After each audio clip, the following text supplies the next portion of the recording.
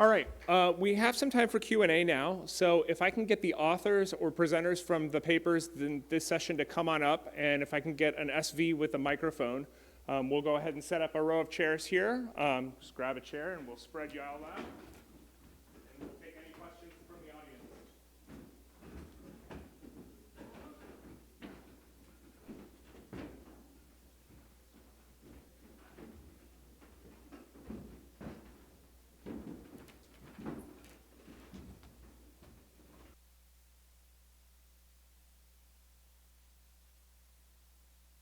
If any questions in the room for any of our authors? Turn the projector off. We're blinded. That's all right, you're not missing out. It's painful. Yeah. This isn't on, but I'm really loud. The lights are blinding. I'm not tall enough. So a couple of the papers were using like this acoustic sensing, like for eye blinks and for things along those lines. I had kind of two related questions about that. The first was, did any of you either do some looking into, or is there existing work looking at the impacts of like power utilization on the devices when you have that on, because you're using the speakers and the microphones? And I was just wondering, from like a overall utility standpoint, does that have a significant impact on battery life, or maybe none at all if it's already listening for voice signals, I guess? And then on a kind of related, do you guys know there's been any work into like places where somebody could actually spoof that or actually cause commands maliciously from further away by spoofing sonar signals? Because for like traditional sonar, there are existing works that look at that sort of like spoofing or ability to try to essentially fool them. So I was just wondering, kind of from both those, from like a utility standpoint.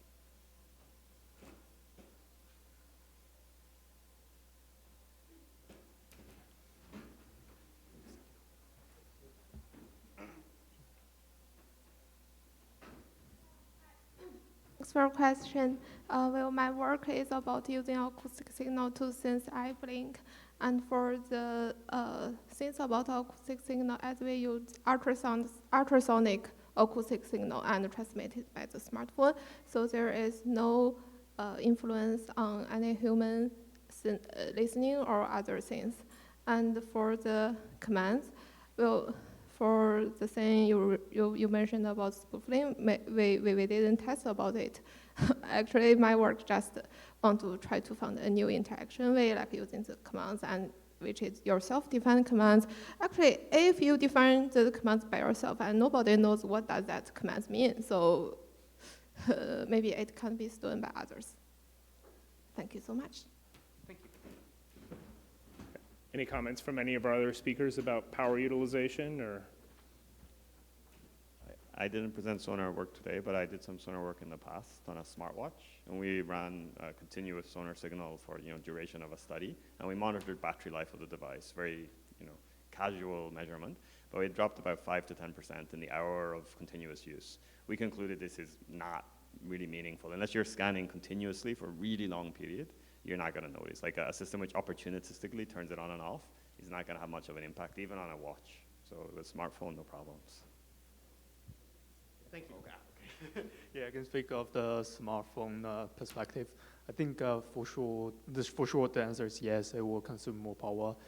That's why we have like a start and stop button, because when the app is actually running, it has to constantly listen to whatever the user is saying. That's definitely consume of energy, as well as the override to some of the other applications that may need the microphone. Well, there's definitely needs some improvement there, but yeah, that's maybe like some concern in the sustainability area. Thank you. All right. Other questions? Actually, I also have a question about the acoustic part. The paper, Acoustic Plus Post paper, mentioned that you use the acoustic surface and instead of the traditional mains speaker microphone. I'm just curious, what's the advantage and disadvantage using the acoustic surface, and do you think it will be the future for this wearable device to use this?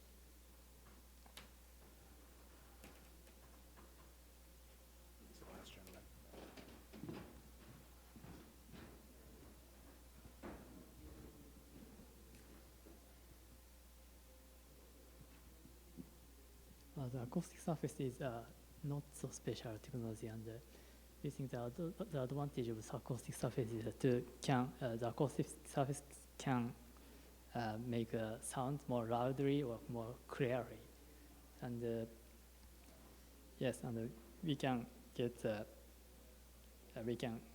acoustic surfaces installed in the several commercial devices such as smartphones and TVs. So that another advantage is we can get easily. So, yeah. Sorry, and another question. Sorry. Other questions from the room?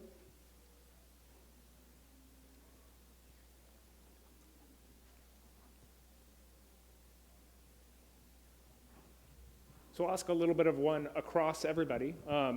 We have very short presentations today, so we didn't get to talk as much about future directions for your input techniques.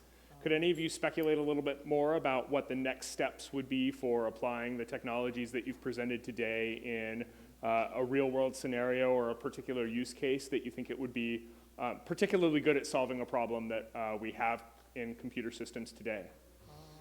Okay. In current, in the acoustic ports, we propose only the detecting hand ports, but maybe same technology can recognize another touch input, for example, some positions or anything. So we'll try to detect another other hand poses or other gesture or something.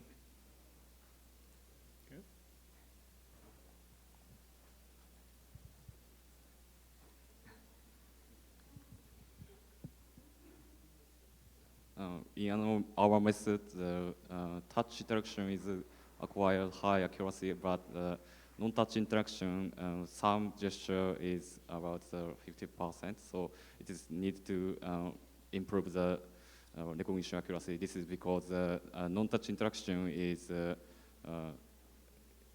needed to reduce the discomfort by earphone misalignment, so it is so need to modify the accuracy. And in user scenario, and when we work or running, we need to play the music or the cold phone. And in this scenario, we need to evaluate some more experiments. So we conducted another experiment. Thank you. Well, my work is actually kind of different from others because my work using eye blink instead of using hands or face or mouth or voice or any other things. And I want to envision some applications of my work. For example, not only disabled people or deaf people, but our normal people, if we are wearing masks or our hands are busy, we can just blink eyes to interact with our phones. For example, if we want to unlock our screen, we can just blink once and blink twice, which means 1, 2, and we don't need to touch the phone or enter the code. And at the night, if we want to sleep, sometimes we will have a phone holder to hold the phone, and maybe we want to look some small videos or books, and we can blink twice by switch the videos or books pages, and we just blink consecutive 3 times, which means we will want to sleep and the screen will lock. And yes, that's all. Thank you. Okay. Cool. I guess I've somehow mentioned that in my presentation, but I can elaborate a little bit more.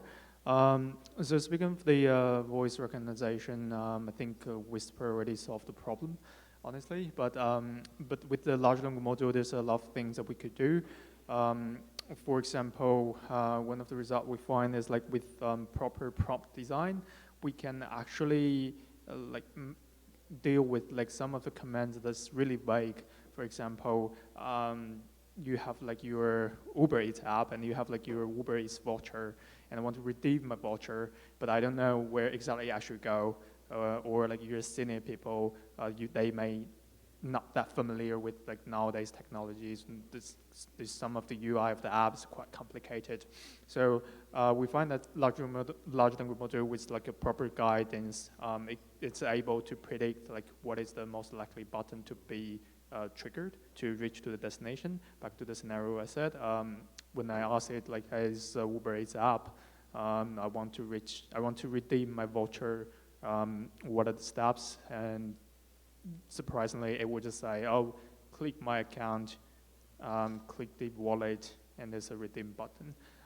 So yeah, I guess that could be the future, like helping people who's not familiar with the app, and actually they could just ask questions, and we could execute the answers from the large language module. And another direction will be, I guess ideally, we also want to extend our tool into, for example, some OHMD devices. We think maybe it's like more intuitive just to say something in command, and the device that takes in the command and execute whatever you said. And yeah, that's also part of the future direction.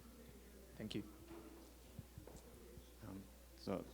I presented work on typing with your thumbs, and the motivating perspective of the work is trying to make typing on HMDs more comfortable, convenient, more socially acceptable activity. And so basically it's presuming typing takes place in a certain way, similar to our smartphones. And so if this work were to be extended, we'd actually have to start to observe what people actually type on their HMDs. Because we're kind of designing for a hypothetical situation, but we don't really have any evidence that situation exists. So as these devices come into more consumer hands, I think an important thing to do is try to understand what people type on their glasses, how they type, in what situations they type, and actually try to develop some knowledge there. And then we can start designing more and more towards the actual situations which they type, rather than hypothetical ones that we are imagining, which is what we currently did, and I think a lot of what other typing work on HMDs currently does as well. Yep. So when we look back at the history of input devices, the input methods advances with the development of computing devices. So for example, like keyboard and mouse for the desktop computers, and the touch input for mobile devices. And we believe that the next step of the computing device will be the like spatial computing, like the VR, AR, and head-mounted devices. So at the moment, there's a lot of input methods focused for those, designed for those devices. And we believe there are still some room for development, room for improvement. That's why we use this deformation of fingerprint as an input. And we believe that the next generation of input should be like a variable and requires less movement in the air. And yeah, that's the motivation of our study. And that's pretty much it. Thank you. Any other questions from the audience this afternoon? All right. We'll go ahead and close the session a little bit early. Our authors are all up here if you'd like to come up and have a conversation with them as you are winding down. We also have some posters that have been put up in the back of the room. I know there's at least one for the Voicify project back there, as well as, I believe, an opportunity for some of our other poster presenters that'll be at the reception this evening to have a bit more of a conversation with you as you file out of the room towards our coffee break. So please do take a few minutes to come up and chat with our authors, and let's give them one more round of applause for their fascinating work. Thank you all.